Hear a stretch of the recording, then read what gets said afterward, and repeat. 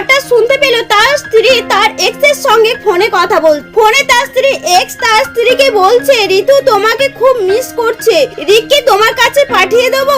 এটা শুনে শিউর হৃদয় কেঁপে উঠলো। শিউ ভাবলো তার স্ত্রী এবং তার এক্স এর হয়তো একটি বাচ্চা আছে, কিন্তু শিউর স্ত্রী অতীতকে নিয়ে কখনো তাকে দোষ দিতে চায় না। যখন সে দেখলো তার স্ত্রী তাকে কিছু বোঝাতে যাচ্ছে, তখন সে তার স্ত্রীর কাছে টেনে বলল, তোমার অতীত যেমনই হোক তুমি এখন আমার স্ত্রী, তাই তোমার বাচ্চা মানে আমার বাচ্চা, আমি তাকে আমার কাছে রাখতে চাই। তখন মেয়েটি একটু হালকা চালাকি হাসি হাসলো এবং বলল, বেশ, আমি তাহলে বাচ্চাকে আনার ব্যবস্থা করছি। তারপর সেও তার কাছে মেয়েটিকে বলল, গেস্ট রুম নার্সারি পরিবর্তন করো। কাজের মেয়েটি জিজ্ঞাসা করলো, বাচ্চার জন্য কি স্ন্যাক্স তৈরি করব?